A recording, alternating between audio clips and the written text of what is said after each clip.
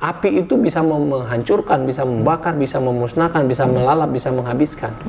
Tapi karena kita tahu bagaimana cara memperlakukan api bukan sesuatu yang harus kita hindari, tapi api itu dikelola.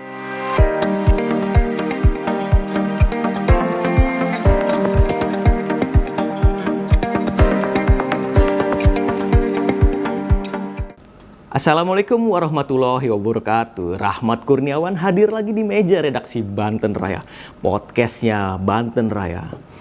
Teman-teman, nggak kerasa ya, tahun ajaran sekolah 2020-2021 sudah mau berakhir.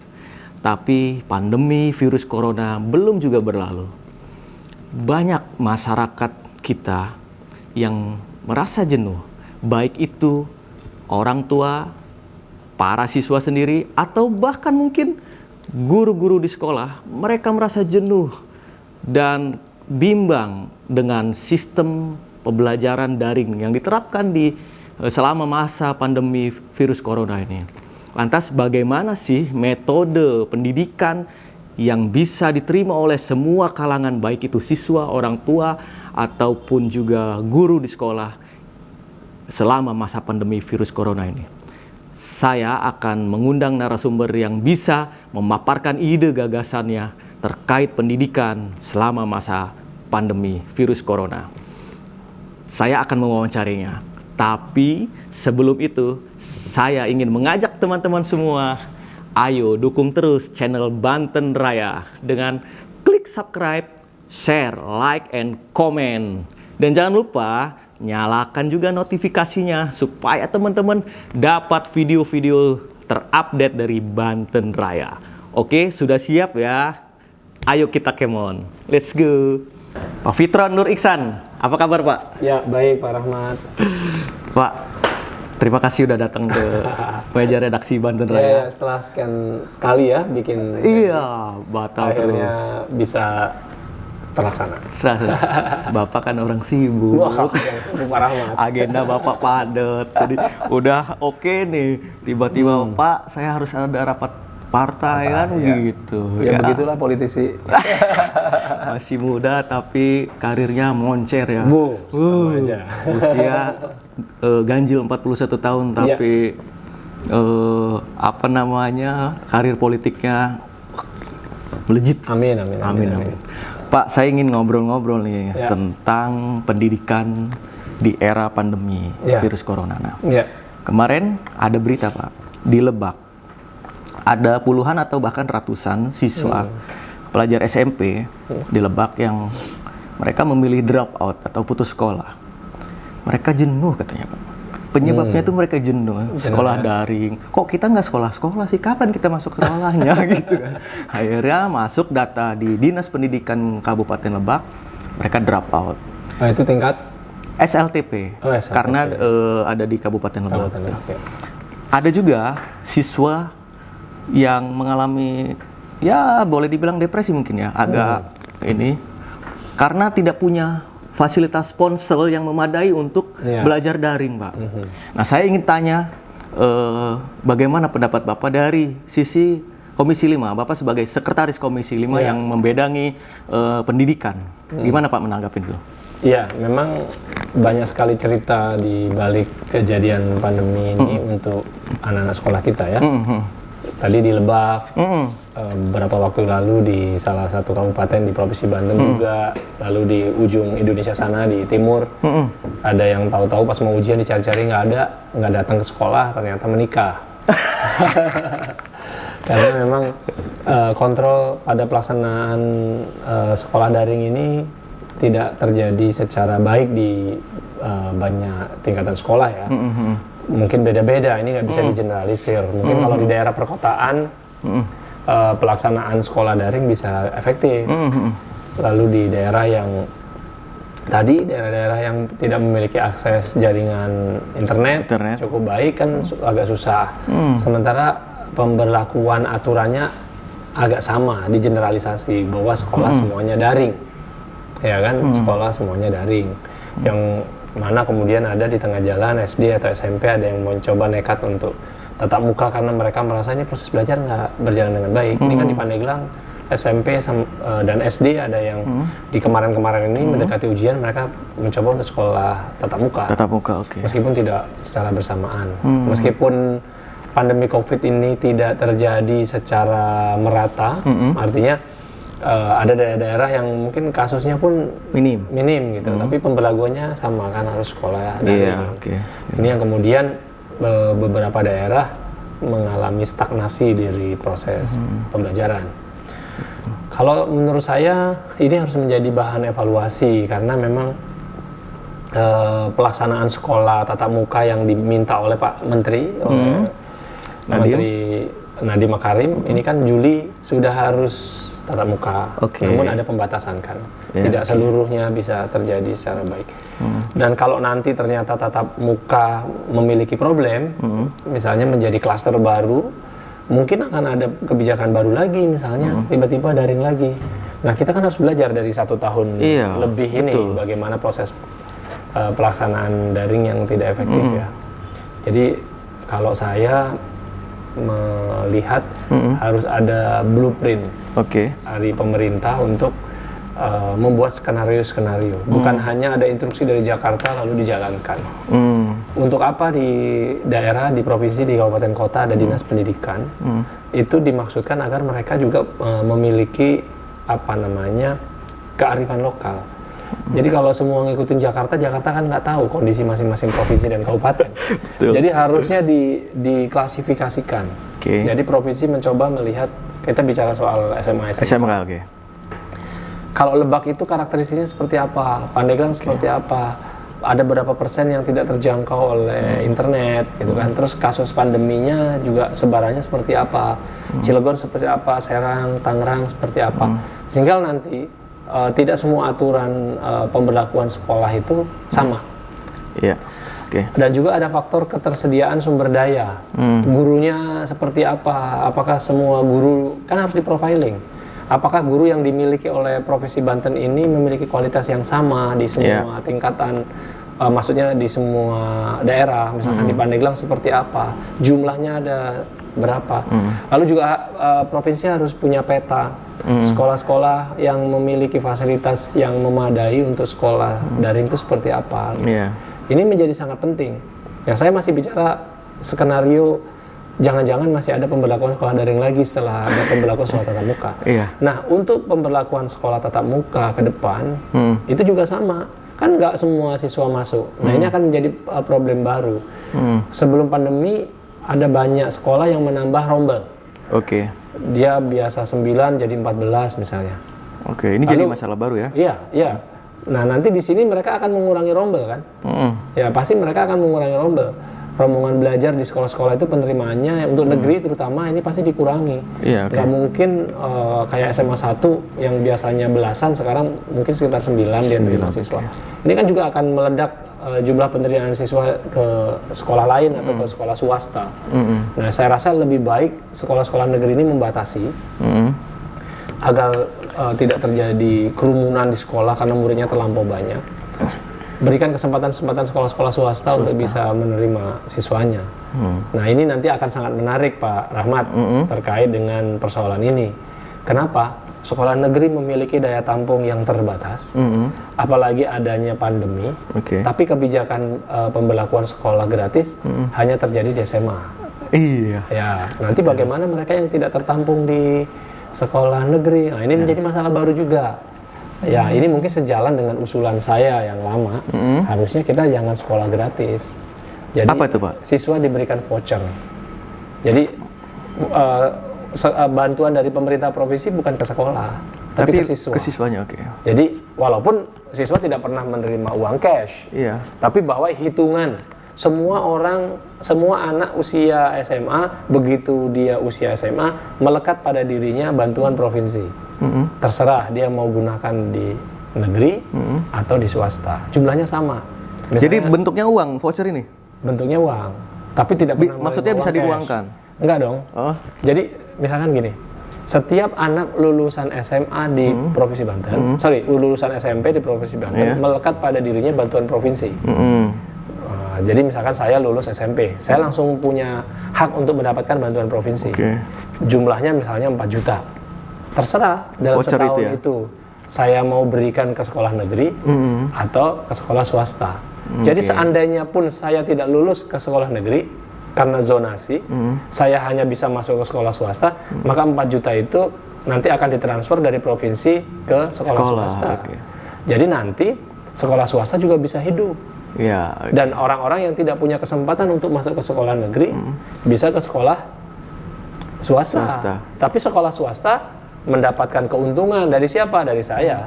Saya kan dapat bantuan provinsi yang melekat pada diri saya. Jadi nggak yang sekolah negeri gratis, yang sekolah swasta. Jadi nggak kayak gitu. Bukan negeri dan swasta. Itu yang dapat semua siswa lulus SMP? Harusnya. Okay. Nah, ini usulan saya. Jadi kalau misalnya jumlahnya ada 80.000, berarti bantuan provinsi itu ada berapa? Kalau provinsi punyanya 1 triliun dibagi 80.000 lah kira-kira. Yang melekat pada diri siswa. Okay. Kalau sekolah bantuan yang besar itu diberikan kepada sekolah dan hanya sekolah negeri, di mana rasa keadilan yang kita rumahnya jauh dari sekolah. Kan tidak ada orang yang menghendaki rumahnya jauh dari sekolahan. Kan sekolahan hadir dibangun berdasarkan ketersediaan lahan. Ya saya kalau misalkan rumah saya jauh dari SMA dengan sistem zonasi sekarang saya nggak bisa sekolah negeri dong.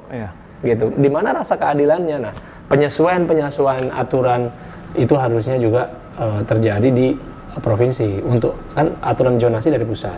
Provinsi harusnya menyesuaikan itu supaya tercipta rasa keadilan. Ini agak melenceng sedikit dari tema sekolah daring. Tapi dia memiliki hubungan karena sekarang ini setelah sekolah ini nanti tatap muka, kalau jumlah sekolah negeri itu memiliki daya tampung yang besar kan tetap aja nanti terjadi kerumunan kan? Karena sekolah negeri itu daya tampungnya banyak gitu kan. Bagaimana nanti pengaturannya? Oh, seminggu 2 kali aja misalnya ada aturan dari pemerintah, sekolah tatap mukanya saja misalnya kan. Tetap itu tidak menyelesaikan persoalan kita kan. Karena yang diinginkan oleh banyak orang kan sekolah tatap muka full day. Tapi kan bagaimana dengan kasus pandemi ini kan? Jadi tidak memungkinkan. Kalau menurut Pak Fitron, konsep apa yang harus diterapkan oleh pemerintah Provinsi Banten untuk sekolah tatap muka di masa pandemi ini ya? Kalau menurut saya tadi setiap sekolah melakukan mapping. Melakukan mapping. Mapping itu yang dimaksud apa? Berapa jumlah siswanya? Nah ini harus ada kajiannya. Jadi nggak bisa aturan dari pusat ditelan mentah-mentah gitu kan? Tanpa sebuah kajian. Nah sekarang untuk mumpung ini masih baru mau PPDB, saya nggak pernah dengar tuh. Saya belum pernah dengar sebagai Komisi 5 skenario nanti tatap muka di SMA ini versinya Banten seperti apa? Harusnya kan ada workshop, ada FGD, undang guru, undang pakar pendidikan. Nanti muncul satu konsep. Saya kan nggak mungkin juga bisa menjawab pertanyaan paramat bahwa yang ideal untuk sekolah tatap muka itu seperti ini loh di masa pandemi. Saya belum bisa menjawab karena di situ nanti harus ada dokter. Ya kan, di situ harus ada pakar pendidikan, di situ harus ada perwakilan orang tua, di situ ada perwakilan kepala sekolah untuk membahas di dalam FGD itu. Karena di masing-masing sekolah tentu saja nggak sama. Namun prinsipnya, sebagaimana saya pernah sampaikan, sekolah tatap muka di masa pandemi ini penting. Untuk apa? Untuk menjadi tempat pembelajaran agar penerapan protokol kesehatan itu dimulai dari sekolah. Nah, nanti anak-anak sekolah inilah yang akan menjadi duta-duta prokes. Protokol kesehatan di lingkungannya. Jadi kan banyak orang yang mengabaikan prokes kan. Mengapa demikian? Karena awareness dia terhadap COVID-19 ini masih sangat rendah.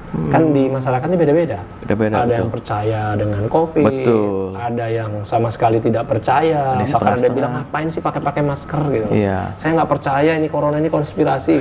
Tapi faktanya kan banyak orang yang meninggal karena kasus corona. Banyak tetangga kita juga yang terkena corona. Awal-awal orang yang terkena COVID-19 itu orang yang namanya kita nggak kenal. Tapi sekarang yang meninggal adalah orang-orang yang kita tahu namanya. Itu sahabat kita, pernah bersama kita gitu. Jadi nggak bisa disangkal bahwa COVID-19 itu memang ada. Jadi perdebatan yang mesti tidak terjadi, tapi hari ini masih ada. Nah, dengan kondisi seperti itulah yang kemudian kita perlu konsep yang jelas. Jadi di SMA dan SMK itu nanti adalah menjadi laboratorium penerapan prokes yang terbaik.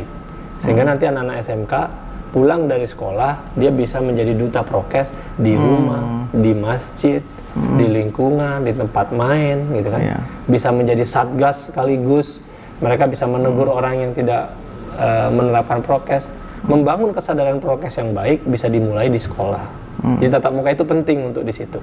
Tapi untuk membuat konsepnya itu nggak mungkin hanya sekedar menyediakan tempat cuci tangan di sekolah, Yeah. menyediakan hand sanitizer di meja di sekolah. Bukan itu saja.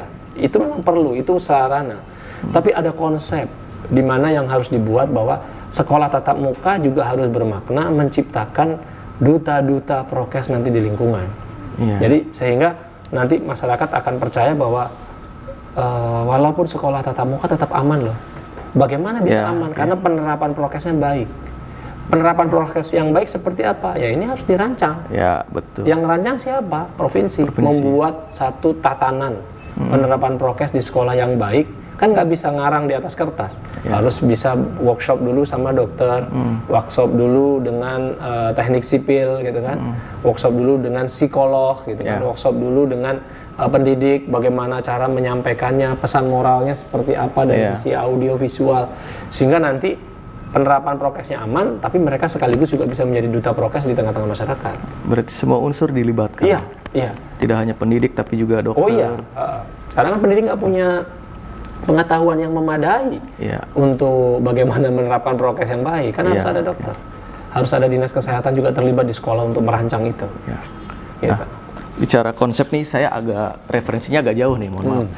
Saya kemarin lihat di Instagram di Florida, California, negara bagian Amerika. Mereka sekolah normal, Pak. Bahkan mereka merayakan kelulusannya dengan pawai.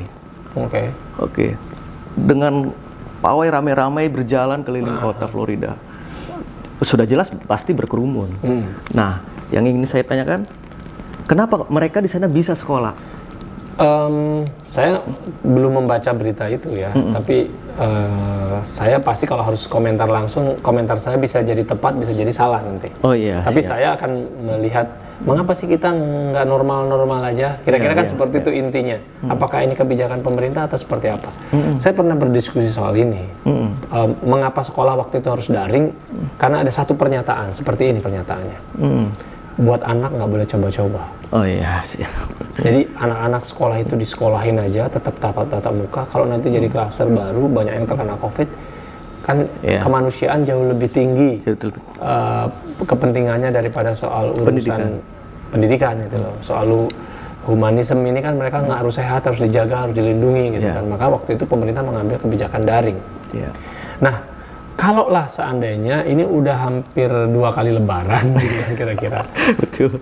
Anak-anak sekolah nggak pernah tatap muka, tentu saja itu mengalami persoalan kualitas pendidikan. Apakah kita seumur hidup akan seperti ini? Wah, betul. Gitu kan. Kenapa sih nggak dicoba tatap muka gitu loh? Dibutuhkan keberanian. Ya, dibutuhkan keberanian.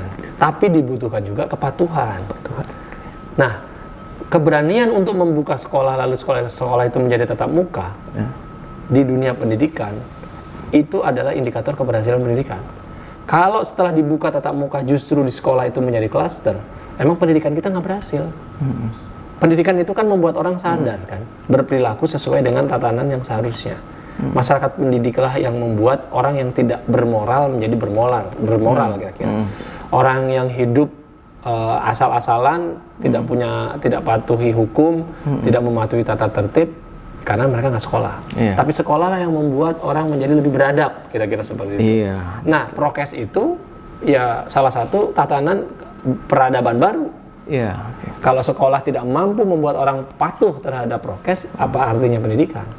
Pertanyaannya, mampukah pendidikan membuat orang patuh terhadap prokes? Saya yakin bisa. Ya kalau nggak pernah dicoba di pendidikan, kapan kita mendidik orang untuk patuh terhadap prokes?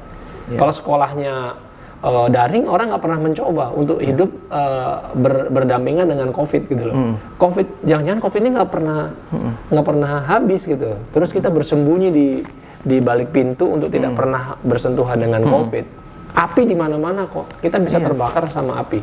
Tapi kehidupan manusia kemudian mampu menjinakkan api. Siapa bilang manusia tidak menyalakan api? Masak kita pakai api.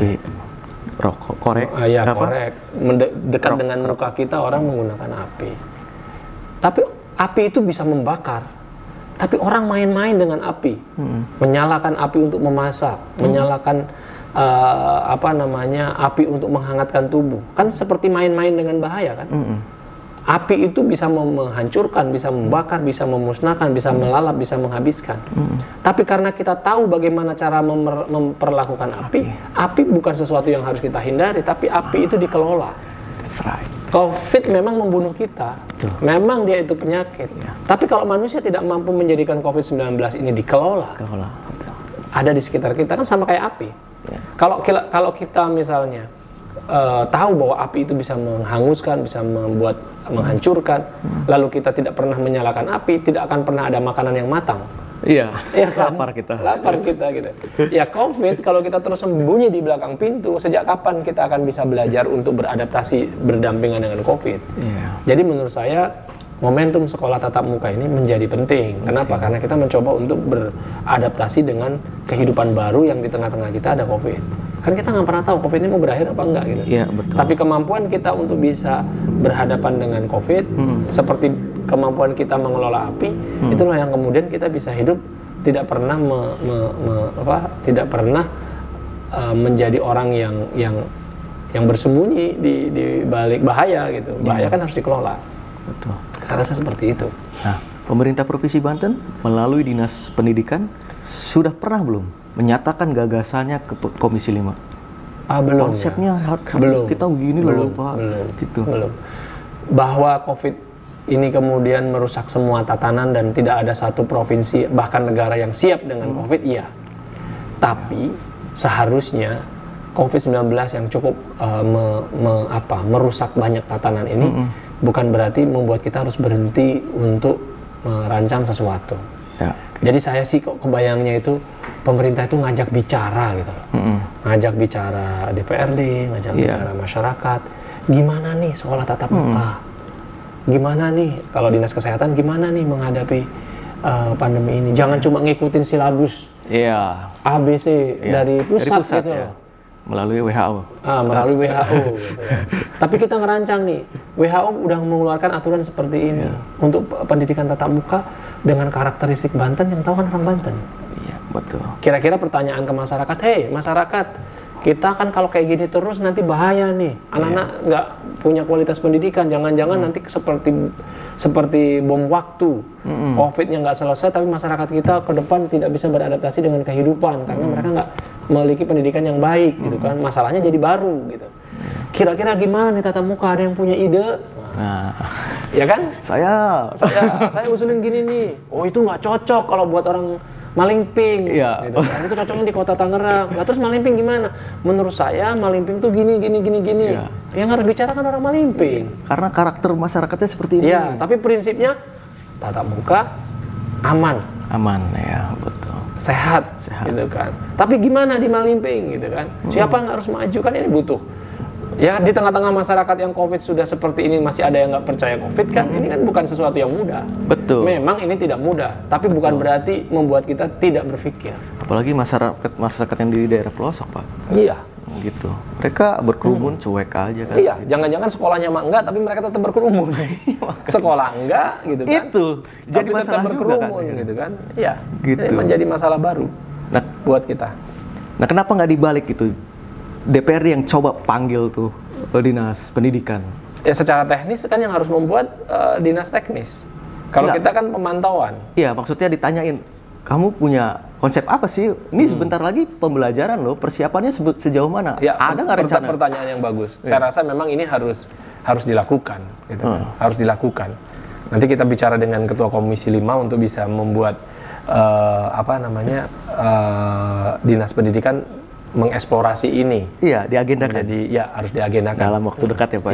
Iya, soalnya ini kan bentar lagi PPDB ya. Iya, sekarang sedang mau perjalanan PPDB. Habis PPDB tentu dilanjutkan dengan tadi itu mau uji coba sekolah tatap muka kan. Kalau konsep pendidikannya belum ada, ya bubar Pak. Ya, jangan-jangan nanti jadi klaster baru pendidikannya nggak efektif. Iya. Karena kita nggak punya gagasan dan konsep yang cocok. Karena nanti penerapan tatap muka di kota Tangerang pasti harus berbeda dengan di Pandeglang. Iya, iya. Penerapan tatap muka di kota Serang harus mungkin beda sama di Lebak. Kan beda-beda kan? Beda-beda pasti kondisinya gitu loh. Jangan sampai nanti kita baru sadar bahwa selama ini kita berjalan hanya ada masalah reaksioner, ada masalah reaksioner. Iya. Jadi kita nggak pernah ada masalah dan kita sudah siap dengan konsepnya. Nah, itu dia. Kalau gagal-gagal dikit nggak jadi masalah, tapi ada proses perbaikan. Perbaikan. Ada proses evaluasi yang terus-menerus gitu loh. Karena belum ada satu negara pun yang pernah mengalami masalah COVID sebelumnya kan. Sama-sama kita di tahun yang sama gitu loh. Saya juga sebagai orang tua kan punya kekhawatiran. Saya punya anak. Anak saya tentu butuh pendidikan. Tapi harus tetap aman dan sehat. Itu maksud saya. Nah, saya bertanya-tanya, ini konsepnya seperti apa gitu. Rumah saya Pak dekat dengan sekolah Pak, dekat dengan SMP negeri, dekat juga dengan sekolah peradaban. Pagi-pagi itu saya suka denger gitu loh, sekolah peradaban terutama ya. Pagi-pagi itu mereka mic-nya itu keras kan, kedengeran sampai rumah saya. Mereka belajar bahasa Inggris. Iya. Kadang belajar bahasa Arab, kedengeran saya tuh. Lagi belajar bahasa Arab gitu. Di masa pandemi Pak? Sebelum. Nah, kemudian SMP negerinya itu, kalau mau upacara itu kedengeran, ayo baris yang rapat. Nah itu, sekarang sudah nggak ada tuh Pak suara itu. Suara itu sudah nggak ada, saya rindu Pak. Iya. Pada waktu pendidikan tatap muka, ya dulu sebelum ada masa pandemi, pendidikan kita juga pun mengalami tantangan. Waktu itu Banten belum menjadi daerah yang memiliki kualitas pendidikan yang teratas lah di Indonesia. Udah gitu pandemi, kayak apa? Sebelumnya aja masih belum ideal. Iya. Setelah itu pandemi. Wah, saya khawatir dengan 2 tahun generasi kita di masa pandemi ini ke depan mau seperti apa. Oke, Pak Fitron, saya ingin tanya ini. Menurut Pak Fitron atau Pak Fitron mengetahui barangkali ya, dengan belajar daring selama pandemi corona ini, ada perubahan mental nggak sih dari siswa? Udah pasti ada perubahan, karena ada perubahan habit ya kan. Kalau dulu anak-anak pagi-pagi bangun tidur, mandi, sekolah. Kalau dia bisa memanage waktu dia untuk patut diri dari sejak dia mandi, membantu orang tua, berangkat ke sekolah, ada eager ya, ada usaha, lalu sampai sekolah dia bertemu dengan banyak orang, bersosialisasi. Di situ ada perkelahian, di situ ada kompetitif, di situ ada godaan-godaan gitu kan. Anak melihat sepatu kawannya baru gitu kan. Itu kan pendidikan Pak. Jadi lingkungan itu juga menjadi variabel pendidikan.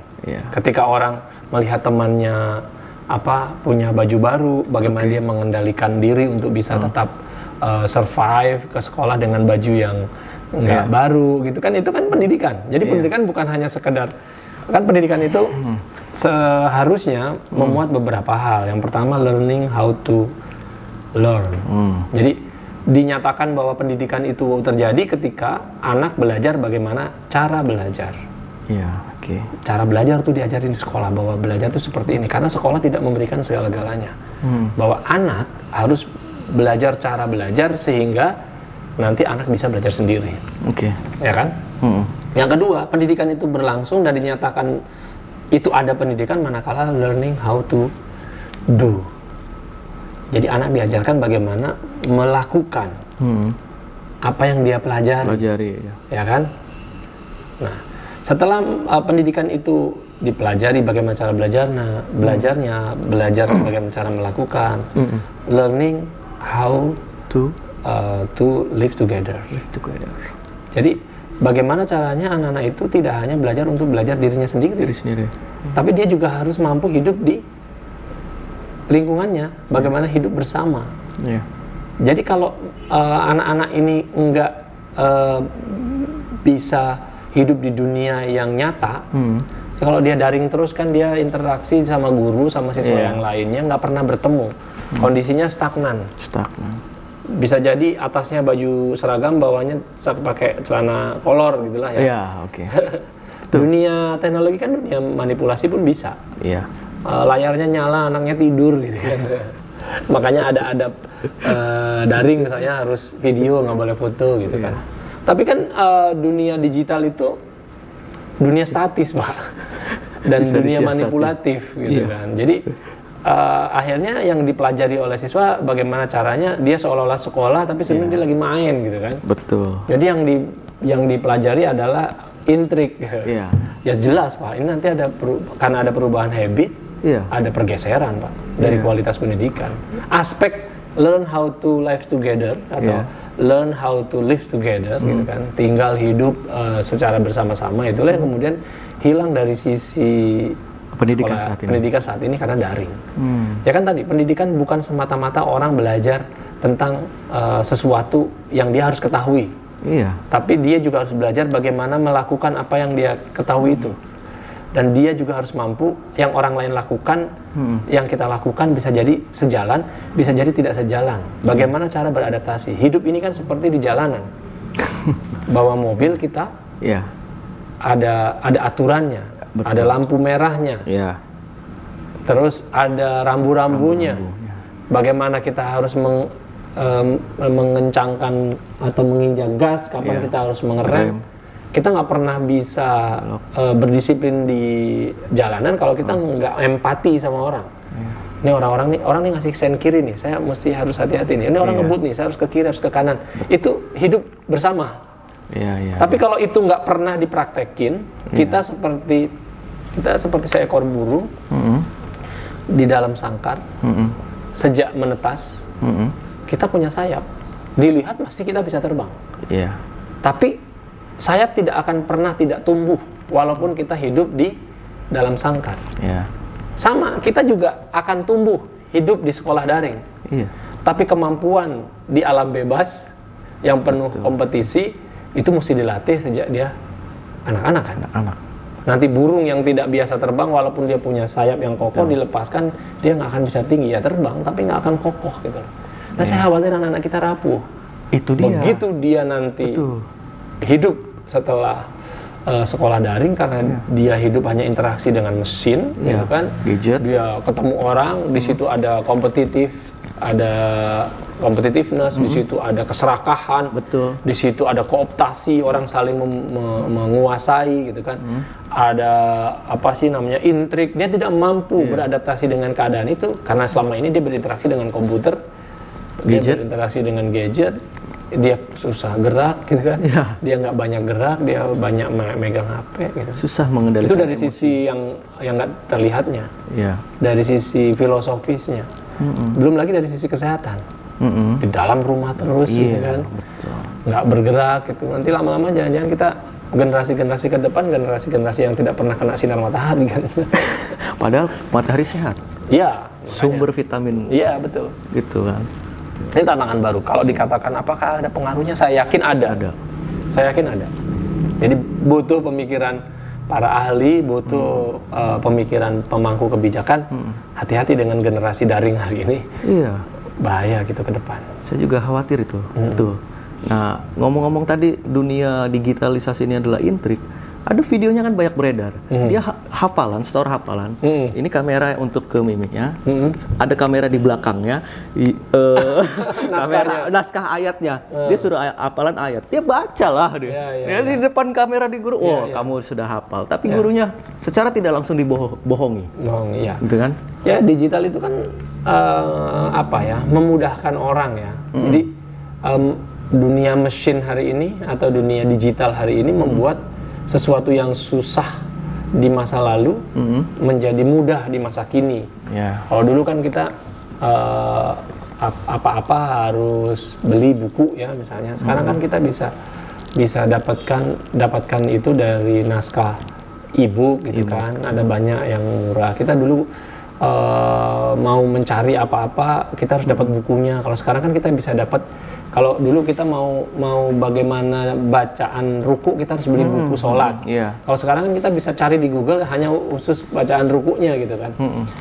Memudahkan gitu loh. Tapi hari ini kita kehilangan makna dari sesuatu hal yang kan kalau sesuatu yang susah itu kita benar-benar harus hafal ya. Dulu itu kita harus menghafal sesuatu gitu. Kalau sekarang nggak perlu hafal loh, nanti di Google juga bisa kita dapetin. Gitu. Ada paman Google ya. Banyak kiai yang mau khotbah itu nggak hafal ayat, misalnya dia bisa cari kok, nggak punya kitab kiai sekarang tuh kan nggak perlu punya kitab yang berjejer di lemari. Iya. Dia cukup copy paste dari Google aja dia bisa ceramah kan. Iya. Dia banyak memudahkan, tapi akan kehilangan makna. Iya. Akan kehilangan makna. Daya ingatnya itu yang tadi itu ya, maknanya hilang ya. Iya. Saya ada 2 pertanyaan lagi. Yang pertama, sekarang peran pemerintah Provinsi Banten itu seperti apa sih Pak? Menangani pandemi corona, terutama di tingkat SLTA ya, pendidikan. Iya, secara umum dulu penanganan COVID-19. Saya ingat ya awal-awal kita penanganan COVID, habiskan anggaran buat beli disinfektan. Iya. Miliaran Pak. Miliaran. Kita semprot sana sini, semprot sana sini. Iya. Kalau memang itu dirasa efektif, kenapa sekarang nggak ada penyemprotan? Iya. Betul. Artinya waktu itu kita gagap, ngikutin tren. Iya. Oke. Karena memang harus dimaklumi, tidak ada satu daerah pun yang merasa siap. Pemerintah Provinsi Banten membeli masker, banyak dulu kan, miliaran. Tapi kan pandemi nggak selesai kan, kita nggak belanja masker terus-menerus nih. Iya, betul. Nah, pemerintah Provinsi Banten membeli hand sanitizer. Pemerintah Provinsi Banten melakukan penyekatan. Ini pun dilakukan oleh provinsi yang lain. Artinya, menangani pandemi COVID itu pakai copy paste. Ikut anjuran ya? Ikut anjuran gitu. Apakah itu baik? Ya baik, tapi kan jadi trial and error. Iya.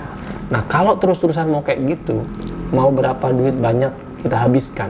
Iya. Saya sih kalau bisa menyarankan, bikinlah konsep yang tidak bertentangan dengan apa yang dilakukan di pusat. Baik itu nanti penanganan pandemi COVID secara umum maupun yang di sekolah-sekolah. Tapi ada sesuatu hal yang memang kita bikin konsep sendiri yang yang secara kearifan lokal itu memang sesuai gitu loh. Dengan kondisi lokal kita di Banten ini sesuai dengan apa? Dengan melibatkan banyak orang. Wah, Pak, kalau kayak gitu nanti malah sekarang aja udah habis duit banyak. Ya kan? Cuma ngikutin tren penanganan copy paste COVID-19 gitu. Iya, betul. Dan saya berharap dinas bukan menjadi institusi kalkulator yang setiap hari melaporkan jumlah kasus. Yang mungkin juga bisa dimanipulasi. Iya. Urusan manipulasi kita nggak tahu ya. Cuma kalau kita kalau kita cuma menjadi kalkulator, cari tracing orang, swab orang, lalu itu terjadi, lalu dilaporkan, meninggal dihitung, lalu dilaporkan, kita cuma jadi kalkulator. Iya. Kita harus benar-benar hulu dan hilir ini terkonsep. Memang hari ini Provinsi Banten melakukan di tingkat hulu dan hilir. Iya. Tapi kan belum tentu itu memiliki kesinambungan, memiliki korelasi yang pas gitu. Di hulunya begini, di hilirnya begini, itu kan harusnya skenario penanganan COVID-19 di Provinsi Banten A, B, C, D sampai Z. Atau ada plan 2-nya. Dalam situasi seperti ini maka A, B, C, D gitu kan. Jangan ngikut gitu kan. Nanti gagal gitu.